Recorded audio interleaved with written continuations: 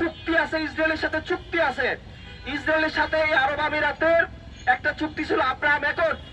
এরপরে আমেরিকা এবং ভারত, ইসরায়েল, আরব আমিরাত সহ 4টা রাষ্ট্র নিয়ে একটা নতুন একটা কৌশলগত জোট তারা করেছে, যেটার নাম I2U2, ইন্দো আব্রাহাম অ্যাকর্ড বলা হয় এটাকে, I2U2।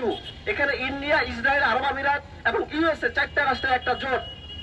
এই 4টা রাষ্ট্র নতুন একটা করিডোর তৈরি করতে চায়, নতুন একটা মনোপলি তৈরি করতে চায়। বিশেষ করে দক্ষিণ এশিয়ায় আমাদের, তারা যে চীনের বিরুদ্ধে একটা নতুন বলয় তৈরি করতে চায়, আমেরিকা ভারত মিলে সেই জোটের একটা অংশ হতে চলেছে আরব আমিরাত। এখন এই যে চীনের সাথে আমেরিকার দ্বন্দ্ব, চীনের সাথে আমেরিকার দ্বন্দ্ব, সেই দ্বন্দ্বের মধ্যে বাংলাদেশ কেন পড়বে? বাংলাদেশ এখানে ব্যালেন্স করবে, পরাশক্তিগুলোর মাঝখানে ব্যালেন্স করবে। বাংলাদেশ কোন রাষ্ট্রের প্রক্সি হতে পারে না।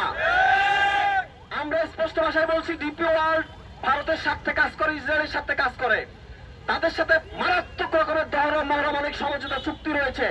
এবং ডিপি ওয়ার্ল্ডের ডেপুটি সিইও একজন ভারতীয়, যার নাম হচ্ছে যুবরাজ নারায়ণ। ডিপি ওয়ার্ল্ডের অধিকাংশ কর্মী হচ্ছে ভারতীয়, তারা ভারতের স্বার্থ বাস্তবায়ন করে। এই ডিপি ওয়ার্ল্ডকে মূলত ইন্ডিয়া এবং ইসরায়েল বাংলাদেশের পোর্ট নেওয়ার জন্য গত কয়েক বছর যাবৎ প্ররোচিত করছে, এবং অন্তর্বর্তী সরকার এসে সেই ইন্ডিয়ার স্বার্থে, ইসরায়েলের সাথে আমাদের চট্টগ্রামের নিউ মর্নিং পোর্টকে এই ডিপি ওয়ার্ল্ডের কাছে লিজ দেওয়ার অপচেষ্টা করছে। এইটা আমরা হইতে দিতে পারি না।